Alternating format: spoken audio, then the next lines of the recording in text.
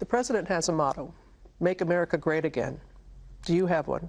Make America moral again. Make America return to the essence of who we are, the dignity of the country, the dignity of people, treating our people with dignity, and this god-awful deliberate division that's being taken in order to separating people to aggrandize his own power.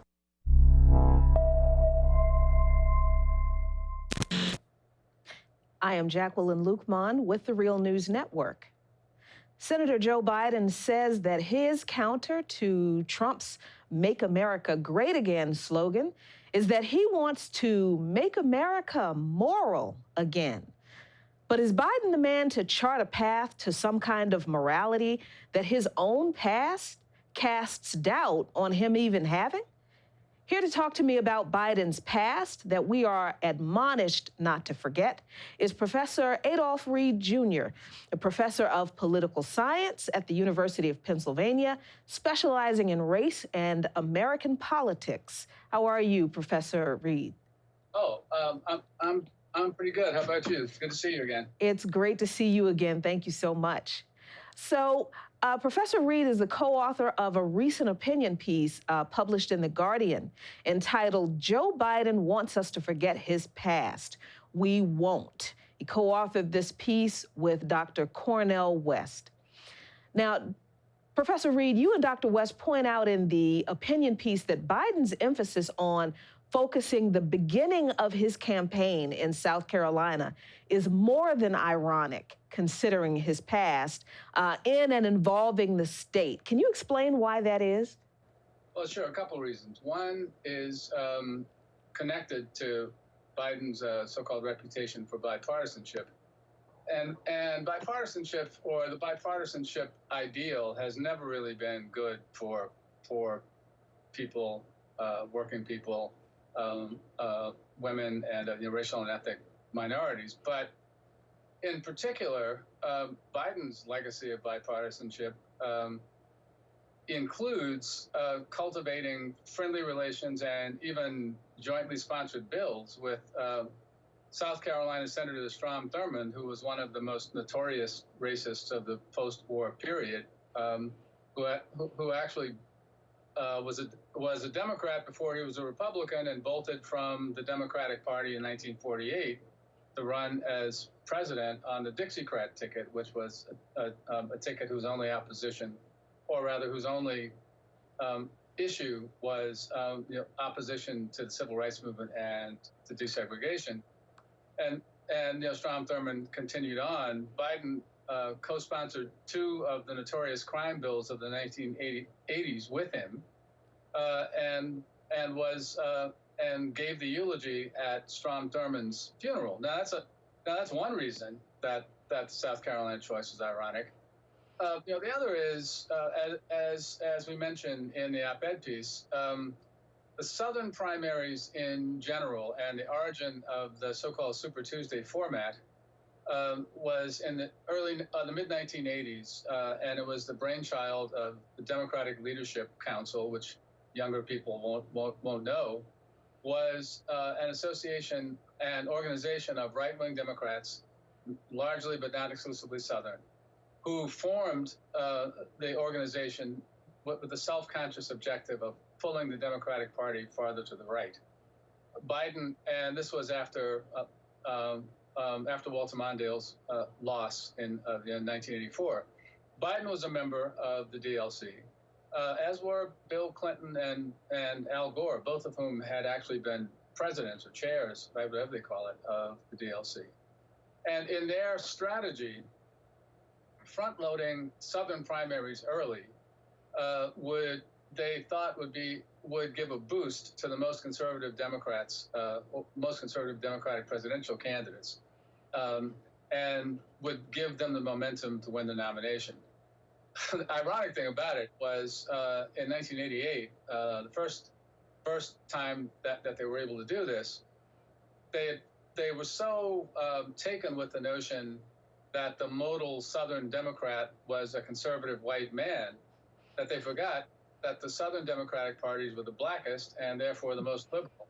And the big winner from in South Carolina in 1988, or rather in the Southern primaries in 1988, was Jesse Jackson, which kind of torpedoed Gore and their larger strategy. But again,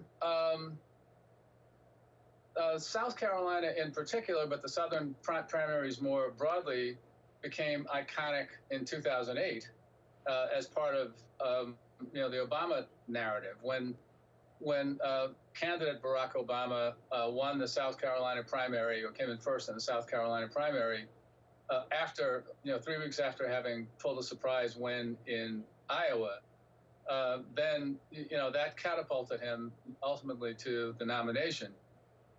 8 years later, when Hillary Clinton ran, and the narrative had become the best Democratic candidate would be the one who showed that he or she could win the so-called black vote. When Hillary Clinton won handily in 2016, then that catapulted her toward the nomination. Well, we've been wondering, this time, who the Clintonite candidate was going to be, who would go into South Carolina and try to take advantage of the Clintonite connections with the Democratic officials, black Democratic officials in the state. And now it looks like that's probably one of the reasons that Biden decided to enter the race in the first place, right? To try to winnow the field as part of that conservative pro-corporate element of the Democrats concerned to defeat the left right between now and the nomination.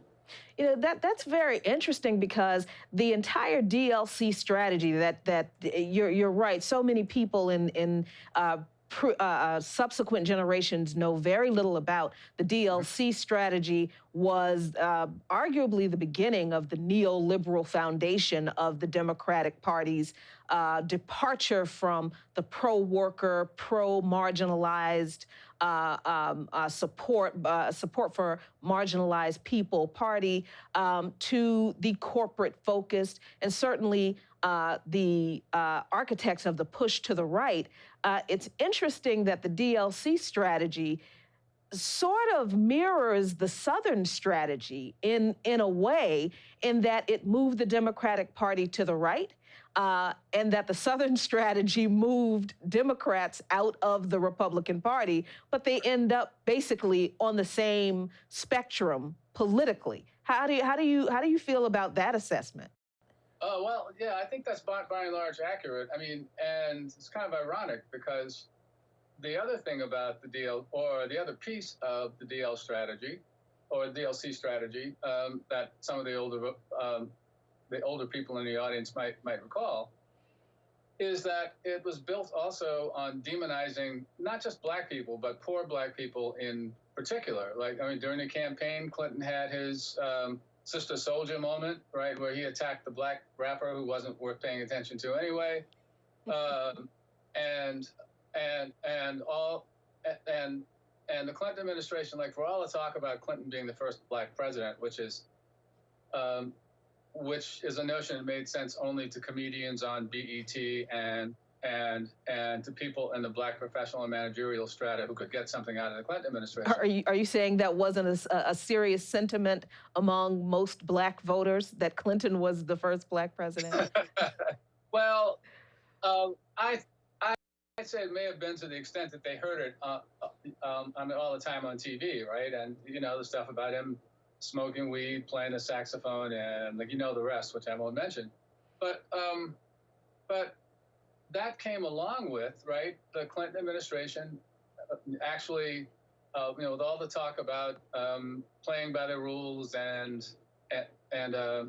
making distinctions between the truly needy and so forth and so on, ended the federal government's 60-year commitment to provide in a material way for the needs of poor and indigent people.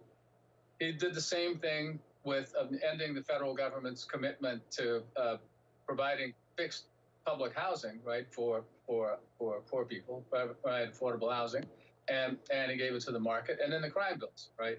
But you're absolutely correct. I mean, but the irony was, right, that where in 1988 and 1992, the DLC strategy was partly predicated on demonizing Black poor people.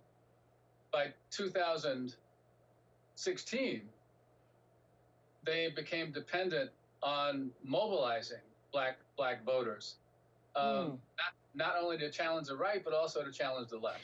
Now, that's an interesting point, because in Biden's statement to Roberts on Good Morning America, he made a comment about treating our people with dignity. And you brought up the crime bills.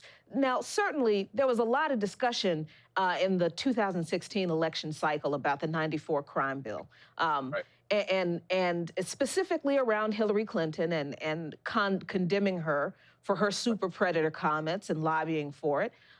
There was also, to be fair, challenges to Bernie Sanders to explain why he voted for the bill. And of course, we learned that he voted for it because the Defense of Women amendment was sandwiched into the bill in order to get support from politicians who wouldn't have voted for the bill otherwise. That's a common legislative tactic by both sides of the aisle. And I remember, I wonder if you remember the impassioned speech that was spread around that Bernie Sanders made against the crime bill from that time, explaining not only why it was such a bad idea, but the lasting damage that it would cause. And of course, he was right. Yeah. Well, no, that's right. Yeah. But yes, exactly right. Yeah. And I'm sorry. Yeah. No. Go ahead. This is a conversation.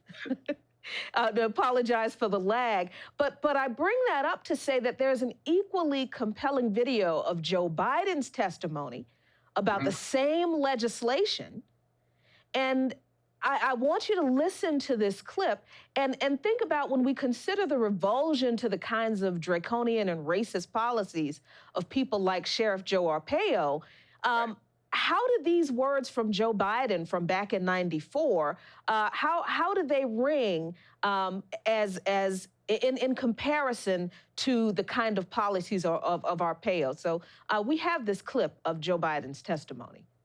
We have significant legislation in here relative to making sure that the 30,000 violent criminals who were convicted last year but never saw a day in jail because there was no prison space, that they serve their time in jail. I heard my friend from Texas say he wants to be able to put these prisoners in jail, and if there's not enough room in jail, string up barbed wire and put them in tents. Well, that's what we call boot camps, Mr. President. That's in here. Wow. Yeah, so Professor Reed, how did the Democrats square that kind of rhetoric coming from their, as you said, their chosen candidate, with the same kind of a revulsion that the same Democrats had toward the kinds of policies that not just Sheriff Joe Arpaio has, but of Trump, and putting people who are undocumented people seeking asylum in cages under underpasses? Right. Well, I mean, in all fairness to Biden and other people like that, you may recall there were a lot of Black people who were in support of those get tough on crime policies too. That doesn't mean that they were right. That doesn't mean that the policies are justified. But there were a lot of Black people who were in favor of them for reasons, some of which had to do with the fact that there are backward conservative Black people, just like they're backward and conservative all kinds of people, punitive and draconian. But also because people had lived in high crime areas with a lot of killings and violence, were desperate enough to be willing, as I put it at the time, to call in an airstrike on their own position. But all that said, right, the sequelae of those bills has been what it has been. And the politicians who were responsible for writing them, pushing them, passing them, and especially exhorting toward them in the kind of Arpaio-like language, as you describe it, that Biden did, have have some splaining to do. And it's funny because my son and I were talking just this morning about this, and Joe Arpaio came up in that conversation too. What Biden has been doing, what Hillary Clinton did before, actually, and what others of them have been doing, except for Sanders, is to say, oh, my bad, I'm so sorry, I want to bring us together now. I mean, that was then, this is now, I understand, right, and so forth and so on. And, that's just not to be trusted. Mm-hmm. And I should say also about Biden that yet another thing to keep in mind about this guy is that he has supported every war that he's been in a position to support, right? And who dies in those wars, and who gets maimed and damaged psychologically by those wars. And I'm just talking about the Americans. I'm not talking about like the genocidal slaughter of the other populations that we've made needless wars on. And there's also the fact that for all of the disdain and mobilization of contempt, right, and punitive rhetoric toward petty criminals, basically, that he displayed, it was nothing but tender loving care for the financial sector, the credit card companies, and Wall Street in general. And that's also been the history of his career. So, I mean, the idea, you're here in Pennsylvania, like we joke about this a lot, but the idea that, because Biden was born in Scranton, and, means that he's in a better position to carry Pennsylvania this time than anybody else is ridiculous, just as is this, Joe Biden's just a working stiff guy, because he's from a very wealthy, high-powered political family in that part of the Lehigh Valley. So it's all charade or chimera front, basically. It sounds, Professor Reed, like people really don't know good old Uncle Joe right. as much as they thought they did. And as a matter of fact, I'm going to end on this point and let you respond. A study was just published by the progressive think tank Data for Progress on the quote-unquote electability of both Biden and Trump. And they examined how Black voters in particular responded to learning about Biden's record, and the outcome was very interesting. The study showed that prior to receiving statements about Biden and Trump, their respective records, some of these issues you brought up, Professor Reed, but also the Anita Hill issue, the way Biden handled the Anita Hill hearings during Clarence Thomas's confirmation. I'm sorry, and also Joseph Biden's, particularly his comments on desegregating public schools and busing that right. many people did not know about. 61% of Black voters reported that they would support Biden before they heard about his record, but after they heard about his record, 56% of Black voters reported that they would support Biden. So the support for Biden among Black voters drops when they right. find out about elements of his record. Do you think he is going to be able to survive the scrutiny of his past that he wants us to forget in this presidential primary, Professor? Well, that's a good question. I kind of hope not, but I think the busing thing is kind of a little complicated. I mean, I tend not to stress that as much because it was a long time ago, and there were and like most people don't even understand the context of that issue at this point.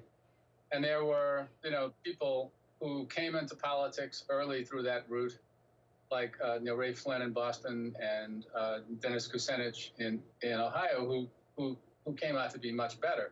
That's not the case for Biden. And I'm glad you mentioned the Anita Hill thing, because a longtime friend of mine was actually one of the two women who was waiting to testify in corroboration of Hill's testimony. She had formerly worked at EEOC when Thomas was the head, and that testimony from either one of those women might well have finally killed the nomination, but Biden adjourned the hearing abruptly before either of them had the chance to testify. I don't think that Biden's record ought to be able to survive scrutiny and close scrutiny, and it's sure as hell going to get a lot of it. So I don't know, like we'll see. But the most important thing for people like the Real News, me, and all of us are committed to egalitarian values and truth and dignity in politics. Have our work to do, because we've got to pull the files on all these candidates and make sure that the images that they want to project are consistent with the realities of the lives that they've lived and the policies that they've endorsed and the interests that they've been connected with. Well, that's certainly true. We do have a lot of work to do. We are out of time, but I am sure we are going to be talking again about not just Joe Biden, but other candidates, especially when those candidates say they want to make America moral again, but their record is full of moral questions. And just that statement, you're right, Professor Reed, just that statement, make America moral again. That's a whole nother discussion right there. But unfortunately, we have to leave this one here. So thank you so much, Professor Reed, for joining me today to talk about this issue.